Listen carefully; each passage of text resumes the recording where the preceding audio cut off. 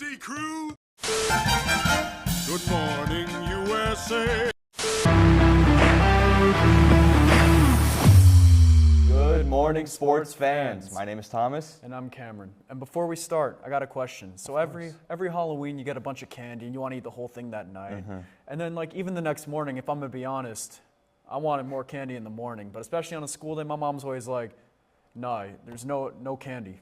But so that brings me to my question. What's your favorite Halloween candy? I mean, off the bat, I have two in my head, and I'm not going to reveal them both because what's the point of building it up? But I think, thinking of Halloween, the Kit Kats, they're just so good. Especially when you get a king size, the big 8 pieces of the wafer, the chocolate, the crunch, it's all there. I mean, it's just perfect. Those are always the best houses. Yeah. For me, I've always been, I like the gummies. Like, I like the, so I'm going to go Sour Patch Kids. Even like when you get like the small bags of them, you didn't get too much, I don't feel, but yeah, I like the Sour Patch Kids a lot. I mean, Sour Patch Kids, you can't go wrong. I especially like the watermelon flavors, but we're going to talk about candy a little bit later. But in the meantime, we have a great episode of Good Morning Sports Fans. We have college football recap, a Heisman update, we have some Premier League action, and of course, we have some NFL action. And with that being said, we're going to throw it off to Chris, Eric, and Sophia for the college football weekly recap. Thanks, guys. We had a great week of college football this week. I'm joined by Chris and Sophia. I think we're going to start off by running through the top 10. So we've got number 1, Oregon at 8-0, dominated Illinois, but they have Michigan next game. Could pose some challenges. You know, Michigan's been a little bit up and down. You got number 2, Georgia. They're 6-1. They beat Texas pretty handedly, and now they go to a neutral site game against Florida in Jacksonville. So maybe a little bit more Florida fans. It'll be interesting to see what happens. Penn State, 7-0, they beat Wisconsin, and then they've got their real test of the season, Ohio State. You've got Ohio State, they beat Nebraska 21-17. Some controversial calls in that one. Yeah. And now they play at number 3, Penn State. So a big road test for a team that's kind of been up and down all season. Yeah, I'm going to have to take Penn State and against Ohio State. I mean, you know, we'll have to see what happens. They're at home. And hopefully the whiteout will be enough to, It'll be a noon game. That kind of neutralizes Penn State's advantage a little bit, but I still think it'll be a close one. Then you've got number 5, Miami. They're 8-0, still undefeated, probably with a chip on their shoulder thinking, we should be above an Ohio State or Georgia. We're still undefeated. They have Duke next game, came off of a close one against SMU. Then you've got number 6, Texas. It was a close game. They beat Vandy, but only by 3, and they're on bye. They get to kind of figure it out a little bit, see where the rest of their season's going to go. Then you have number 7, Tennessee. They were on bye last week, and they've now got a kind of an easier home game against Kentucky, but it's the SEC. There's really no cupcake games. Notre Dame, they crushed Navy. You know, America's kind of team this year. Everyone wanted one of the service academies to make it, but sadly, Navy's not going to be the one this year, and now they're on bye. They get to rest up. They really need to win out to make the playoffs. And then you got BYU. They beat UCF this week, and now they're on bye. So they're looking really great in the Big 12, new to the Big 12, looking to kind of run the Big 12. And you got Texas A&M. They beat LSU 38-23, but they have South Carolina next game, who put a beat down on Oklahoma last week. So, and then you got Clemson, Ohio State. They're kind of tied for 11th. I didn't know that the AP poll did ties, but here we are. Yeah. So, Chris, tell me, what were your top 3 games of the week? What were the ones that you were just on the edge of your seat the whole time? Well, we just talked about a blowout, and I'm going to get back to that one. Notre Dame dominating Navy was one of my top games of the week. Notre Dame, Navy, one of the most historic rivals of college football. 97 meetings of all time, nearly 100. And I thought it was great because, again, how rare has it been to see both Notre Dame and a Navy ranked in a matchup? But this time, as we saw, Notre Dame just crushed them 51-14. I mean, it was just too much. The rushing yards, 285 for Notre Dame, too much, and 4 touchdowns on the ground. And then for the Navy, the triple option offense just not good today. 6 turnovers, 5 fumbles. And for me, I also say Ohio State over Nebraska, really close. 21-17. It has not looked good for Ohio State's offensive line recently. Only 64 rushing yards, very ineffective today on the ground. Hopefully we'll see what happens next week when they play Penn State against a very stout defensive unit. Yeah, Sophia, what are your thoughts? What are some of the games that you enjoyed this week? Yeah, I really enjoyed 25th ranked Missouri over 14th ranked Alabama when Alabama shut out Mizzou in a 34-0 win. The Tide bounced back after losing 2 of their last 3 games. But in the beginning, both offenses had some struggles. In the first 5 possessions for each team, Alabama punted 3 of those, and Missouri punted all 5. After this, though, the Tide went off running and didn't look back. Mizzou's quarterback came into the game injured, and this did stunt their offense, especially when he had to leave partway through the game, and the backup quarterback just couldn't help bring them back. After this week's bye, it will be interesting to see how the Tide plays against LSU, who just lost to A&M. Yeah, I think if I got to pick one game, I like the obscure games. I like the small teams. I got to pick a little Thursday night action. Kennesaw State beats Liberty 27-24. This is their first win against an FBS opponent after losing their last 10. This is the first time they beat a Division I team since 2022. So maybe Kennesaw State, new to the FBS, can kind of build on this win and keep not their season alive, but keep their program above water, let's say. But yeah, that's kind of all I got this week. I mean, I would put it, honestly, and this is going to be very controversial, but I feel like if you are a Division I team, and if you lose to a FCS team, I feel like you should be demoted. You should be.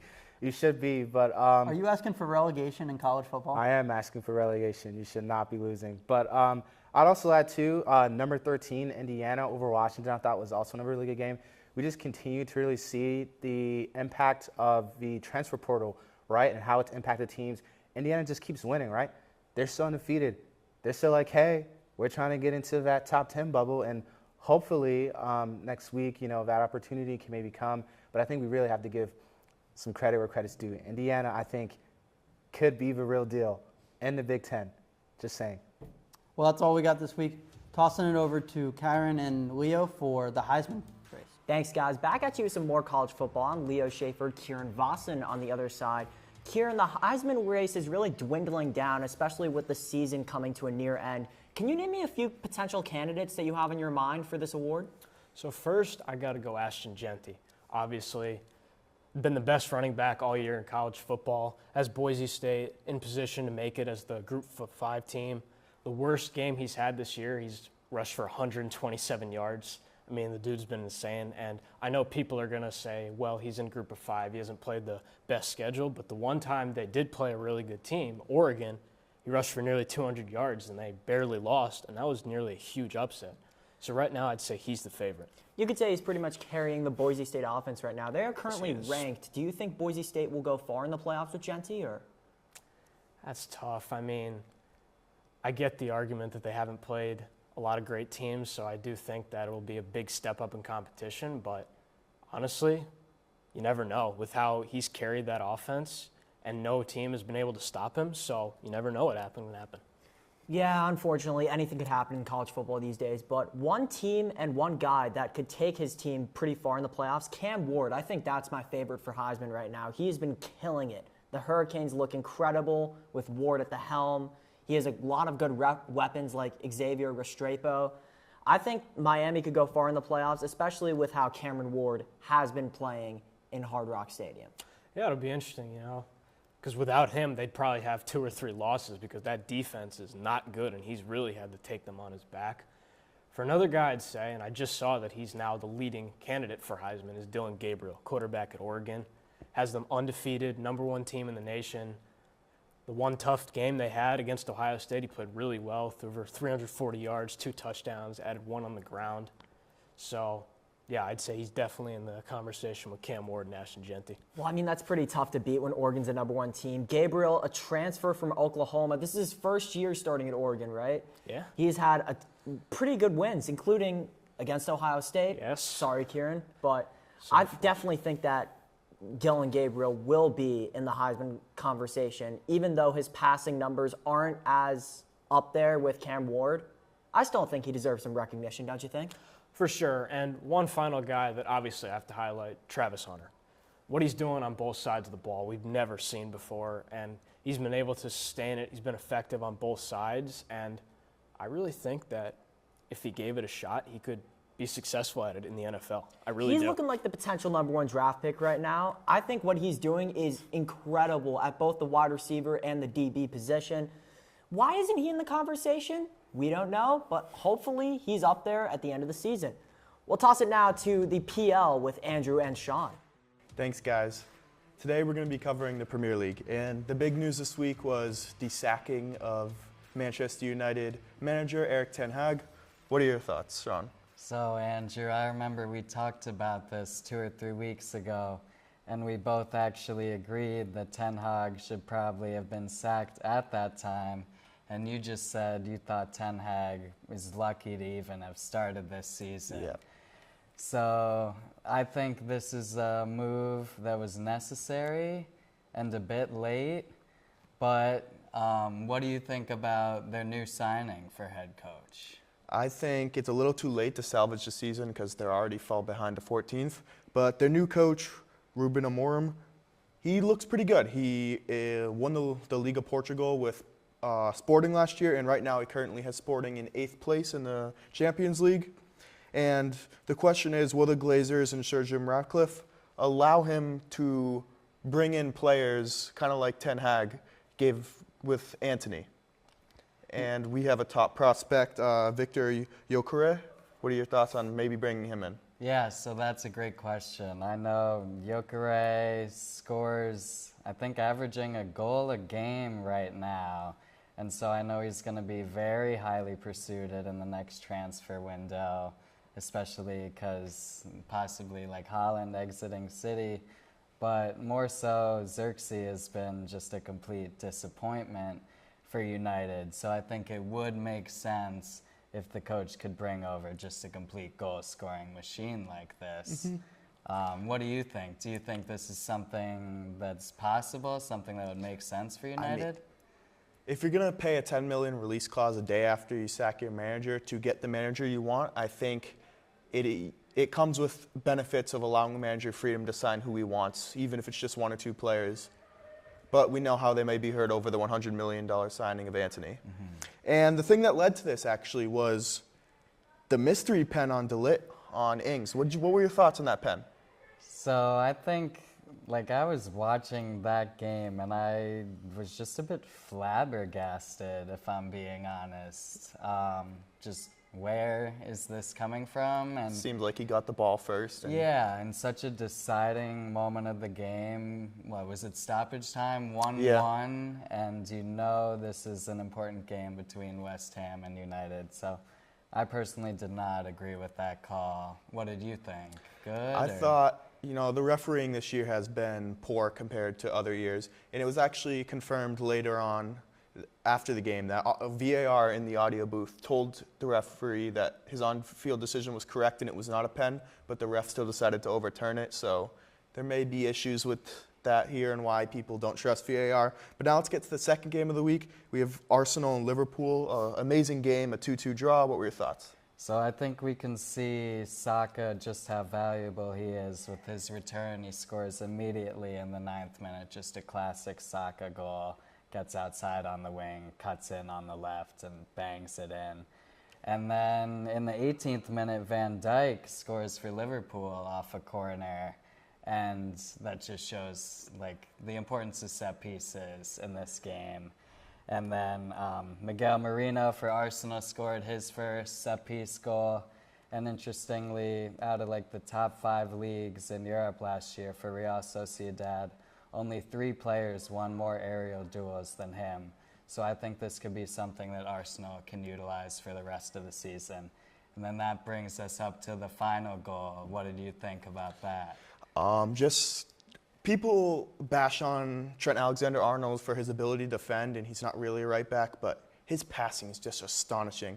That outside foot pass that got all the way down the field to Darwin Nunez, which set up Mo Salah, was just beautiful. I mean, that's how football should be played, and his corner also assisted the assister for the Van Dijk goal.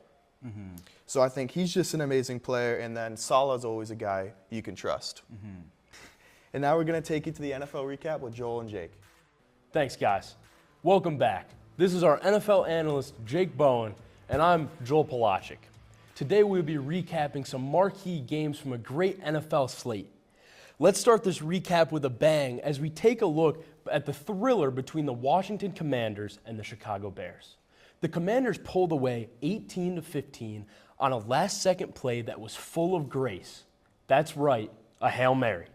The former Heisman winner, Jayden Daniels, connected with Noah Brown on a 52-yard game-winning touchdown. Jake, let's hear your thoughts. I mean, wow, Joel, what a finish. We can all agree that the curse of Dan Snyder is finally over. Jayden Daniels is proving to be Washington's franchise quarterback. I think he's running away with the Offensive Rookie of the Year. He's a top 10 quarterback in the NFL. On top of that, I think the craziest moment, especially the video circling social media, Tyreek Stevenson, the defensive back for Chicago, taking a playoff at the end, taunting the Commander fans. But then he gets back on defense and actually tips the ball that would end up being caught by Noah Brown. If you believe in karma, Joel, I don't think it gets any more clear. Just a crazy game all around. Next, we're back to the home of Skyline Chili, where the Philadelphia Eagles took on the Cincinnati Bengals. The Eagles completely clicked on all cylinders in this second half. Running back Saquon Barkley and quarterback Jalen Hurts led the way in Philadelphia's first ever win at Cincinnati. Hurts had a great day with 4 total touchdowns, 2 of them coming off of the brotherly shove. You know what they say, hungry dogs run faster. Let's hand it off to Jake for a breakdown of this game. Well, Philadelphia literally ran away with this one in their 37-17 victory. They outscored Cincinnati 27-7 in the second half.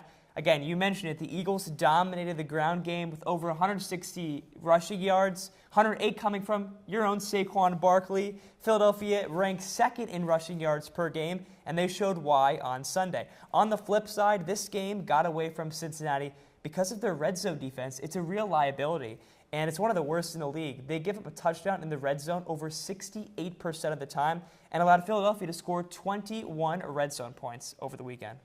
You know, Jake, I think we might see another case of a Pennsylvania squad beating a team from Ohio this coming Saturday. Well, Joel, you mentioned Pennsylvania, Ohio. This was the Eagles' first win at Cincinnati since 2024 years ago. I think we all know what matchup you're referencing. Let's see if Penn State can get a win over Ohio State on Saturday. It'd be their first against the Buckeyes since 2016. Now, we'll stay in Ohio with an upset in Cleveland, where the Browns defeated the Ravens 29-24. In his first start this season, Jameis Winston pulled off a hat trick with 3 total touchdowns and 0 turnovers. Despite not having a decal on his helmet, it's safe to say that Jameis represented the Browns very well. Well, Jameis Winston did, in fact, eat a W against one of the best teams in the league in the Baltimore Ravens, throwing for over 330 yards and 3 touchdowns.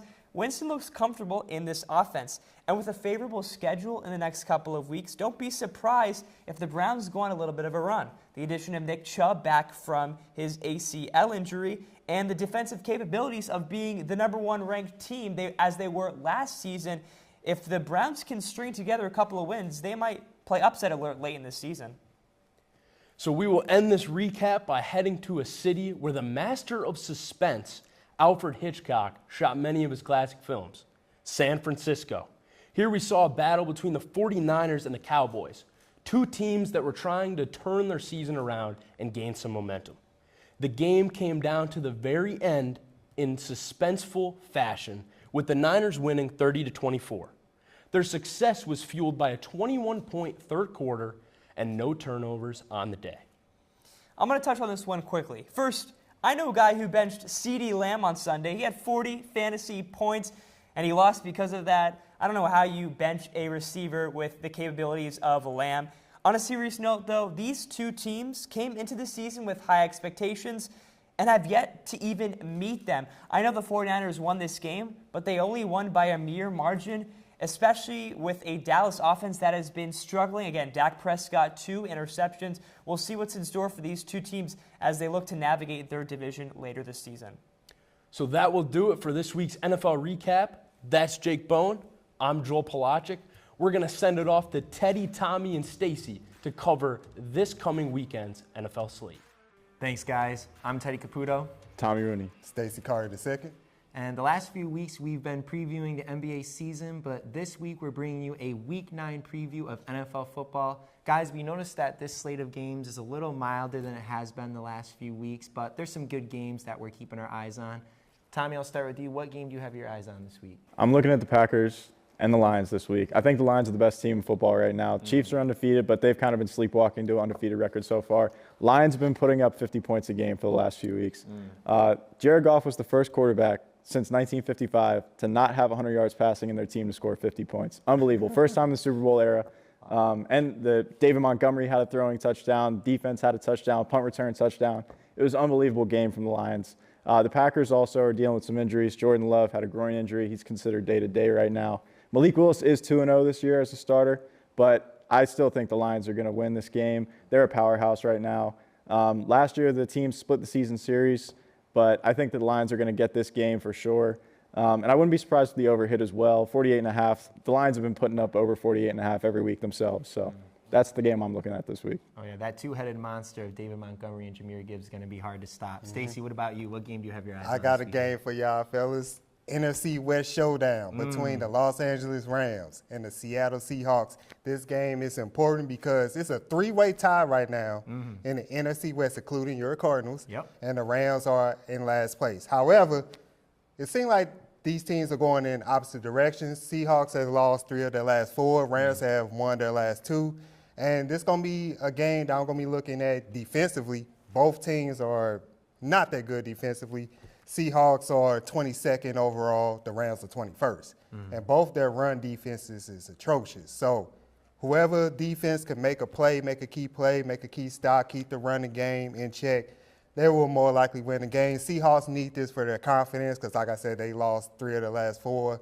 And the Rams, they need this to show everybody that they're still a dangerous threat in the NFC. So this game will be great. The line is at 1.5 for the Rams, but it could go either way, honestly. Yeah, we were talking about the two-headed monster on the Lions in the rushing game. What about that two-headed monster on the Rams in the passing game? Cooper Kupp and Puka Nacua are healthy again. That must make you very happy. Don't trade Cooper Kupp. Please don't trade Cooper Kupp, please. Yes, please don't, at least for Stacey's case. In my case, though, please send him away because my Cardinals are #1 in the division right now, tied for #1. And we want to hold on to that spot this week as we are playing the Chicago Bears. That is the game that I have my eyes on. The Cardinals have won 2 straight, maybe making it 3. And the way that can happen, I do see this game being a shootout. I don't think that this is going to be a low-scoring game. The Cardinals' defense has been struggling, but so is the Bears. I mean, they did well against Jayden Daniels, but I think that the Cardinals will put up some points in order to keep up if they're going to win this game. This game is really going to be about the running attack, in my opinion. Whoever can really win that line of scrimmage. The Cardinals are 7th in rushing this year. They have been running the ball pretty well. The Bears, not so much. So I believe if the Cardinals can stop the run game, make Caleb Williams beat us in the air, that's where we're going to have success. He's not that great under pressure. The game against the Texans, he was pressured 36 times, only completed 33% of his passes under pressure, and he was scrambling when he threw 2 interceptions. Kyler Murray scrambling, though, plays really well. He's one of the best quarterbacks out in space since he's so small in the pocket. Let's get him out there and make some plays. So any other things we want to add? Maybe I'll just say on the Caleb and the Bears note, I feel like that they are kind of facing the allegations they haven't had like a legitimate win this year yet. And I love Caleb. I think that he's going to be really good still. But I do think that the teams that they've beaten this year haven't been very good. Yeah. And this will be a good test. I think that also him playing at DC last week, it was a homecoming game. All of his family and friends were there. So that added pressure, I think. And they still could have gotten away with a win on the last play. But shout out Tyreek Stevenson. But I do think that the Bears, unfortunately, Ted, are going to win this game this week. And I know that your bias won't let you see that, but I know Stacey's rooting them because of his Rams, but one hot take I have, this is a must-win game for the Dallas Cowboys this week against the Falcons. Otherwise, their season is in jeopardy. Well, thank you so much for joining us again here with the Week 9 preview of NFL football. Let's take you now to the outro. Thank you guys for tuning in for another great episode of Good Morning Sports Fans. I'm Thomas. And I'm Cameron. And we're not going to be filming next week because next week's Election Day. It's Election Day. We're all going to be voting. We're going to be voting. You should vote too. It's your right as an American citizen.